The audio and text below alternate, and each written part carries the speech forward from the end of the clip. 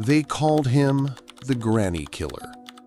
But John Wayne Glover wasn't some shadowy figure lurking in alleyways. He was the man next door, smiling, polite, harmless.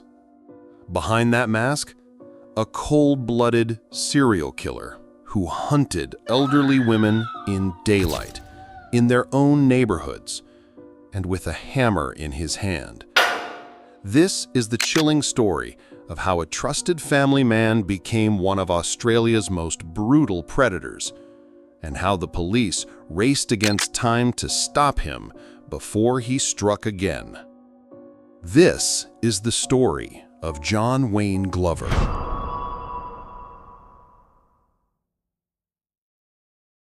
John Wayne Glover. He looked like the kind of man you'd trust. A friendly face, a gentle handshake. The sort of person who'd offer to help carry your groceries or check on your elderly mom next door. But behind that warm smile was a predator. Between 1989 and 1990, Glover waged a campaign of terror across Sydney's quiet suburbs. He targeted the most vulnerable, old women, alone, helpless, and always in broad daylight. Each attack followed a grim pattern. He would strike with a hammer, then, as they lay bleeding, he'd remove their pantyhose and use it to strangle them. This wasn't a one-time madness. This was ritual. This was his calling card.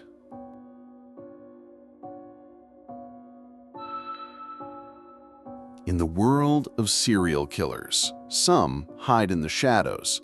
Others abduct, conceal, or change their methods to stay ahead. Not John Glover. He wanted his work to be seen. He murdered in public spaces, in daylight, with brutal confidence. Police had never seen a case like it. And the press?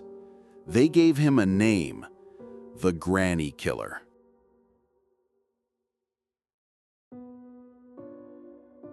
At home, Glover was the picture of middle-class stability. Late 50s, married, 2 daughters, a comfortable house in Mossman, one of Sydney's most peaceful harborside suburbs. He volunteered at the Senior Citizen Society. He drank with local politicians. He sold pastries for a living. Even his co-workers liked him. No one suspected a thing.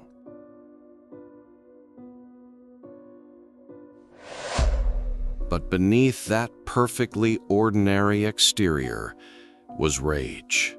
Long, festering rage. Hatred that had been growing since childhood. His mother had dominated him. Later, his mother-in-law would too. When both were gone, there was no one left to aim it at. So Glover turned his fury on strangers, elderly women who reminded him of those who had once controlled him.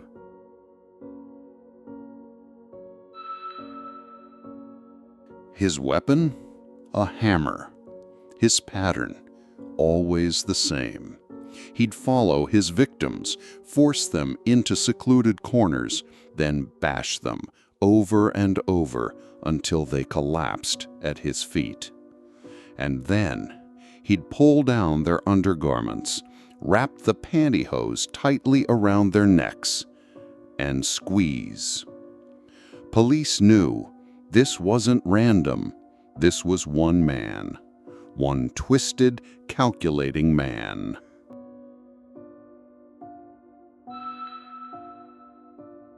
But Glover didn't stop there. He used their stolen money to gamble, to drink, to feed his addiction to poker machines at the Mossman RSL Club. It was as if every murder was just a transaction, and every victim just a step toward his next spin of the reels.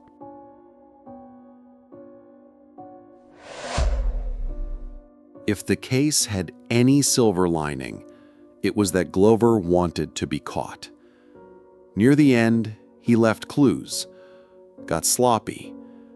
Maybe it was guilt, maybe it was the thrill, or maybe he just knew the mask was slipping.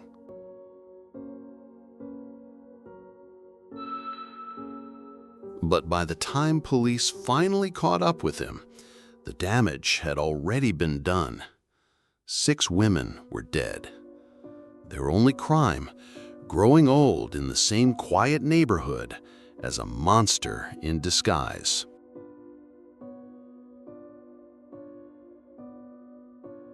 John Glover wasn't just a killer. He was a coward with a long and violent past that slipped through the cracks for decades. Before the murders, before Sydney feared the name Granny Killer, Glover already had blood on his hands.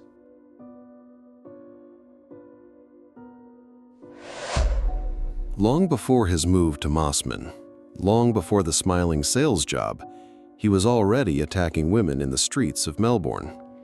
As far back as the 1960s, Glover was convicted of indecent assaults, theft, and violent attacks on women. He didn't just rob them, he beat them, dragged them to the ground, tried to tear off their clothes in public. On one occasion, he left a young woman lying unconscious on a front lawn, bleeding, terrified, and lucky to be alive. Police caught him twice, but each time, probation. He walked away, and the system let him go.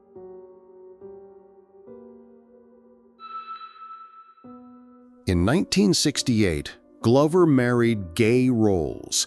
On the surface, it was a picture-perfect life. A quiet wedding, 2 daughters, a home in a prestigious part of Sydney. They even moved in with Gay's parents.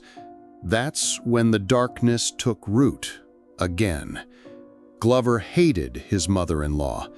Essie Rolls was stern, demanding, a powerful matriarch. To Glover, she was a pain in his ass.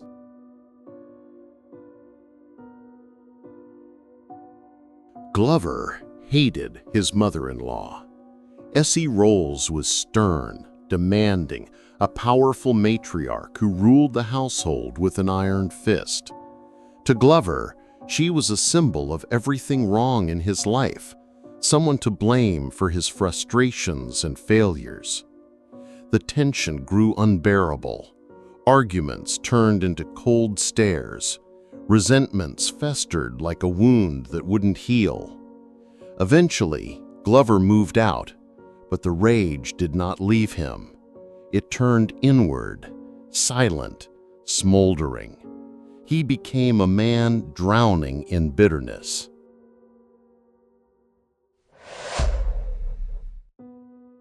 And the women who reminded him of Essie or his mother, they became his targets. His killing spree was not random violence. It was a twisted form of revenge.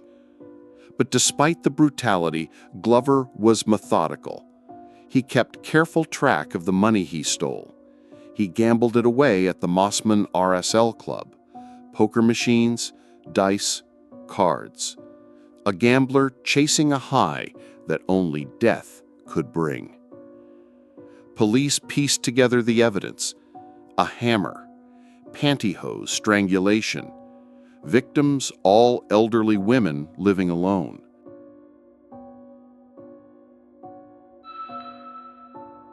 But Glover was clever. He used stolen cash to pay for necessities. He blended seamlessly back into society. His family remained oblivious. His co-workers, they described him as polite, helpful, and normal. It was this normalcy that made him so dangerous. For years, he eluded capture until one fateful day in December 1990. Glover made a mistake. At a local shopping center, an observant witness saw a man dragging a frail old woman. The description matched Glover perfectly. Police closed in. For the first time, the mask slipped. John Wayne Glover was arrested. In the interrogation room, he confessed 6 brutal murders, countless assaults. He showed no remorse, only cold calculation. And as the trial unfolded, Sydney held its breath. How could a man so ordinary harbor such darkness? How many more victims had he hidden in his past? The Granny Killer was finally unmasked, but the scars he left behind would haunt the city forever.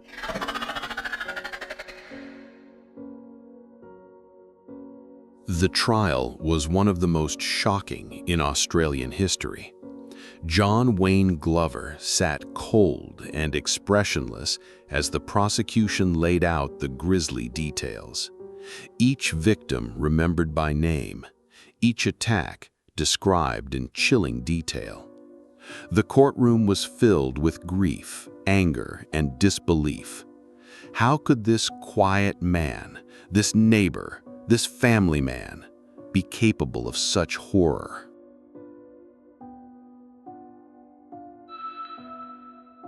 Witnesses testified. Survivors who escaped his grip told their stories of terror.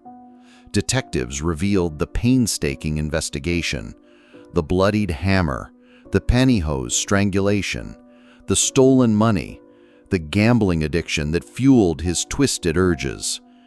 The defense tried to paint a different picture: insanity, mental illness, but the evidence was overwhelming. Glover was found guilty, sentenced to life in prison without parole.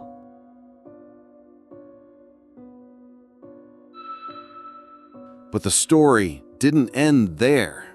Behind bars, Glover remained defiant, unrepentant. He refused to show remorse. He didn't ask for forgiveness. He offered no explanation for his crimes. For the families of his victims, justice was a bitter pill. Their lives were forever changed. Mothers, daughters, sisters lost to a man who wore a mask of normalcy. The city of Sydney was left to heal, to rebuild trust in quiet neighborhoods, to remember the victims, not the killer. The Granny Killer's reign of terror was over, but the scars he left behind, they remain, a haunting reminder that evil can hide behind the most ordinary faces, and that sometimes monsters live next door.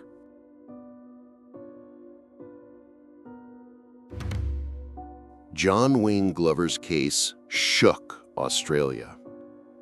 It forced police to rethink how they handled crimes against the elderly. It exposed flaws in the system that allowed a dangerous man to slip through the cracks time and time again.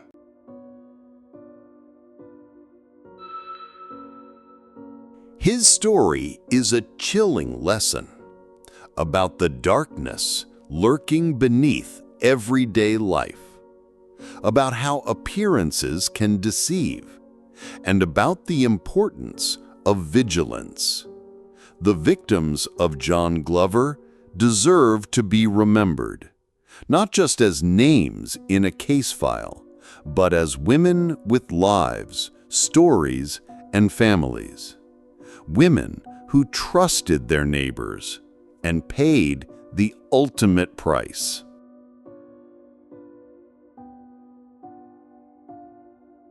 Thank you for watching. If you found this story compelling, please like, subscribe, and share. And let us know in the comments what stories you want to hear next. This has been the story of John Wayne Glover, the Granny Killer of Sydney.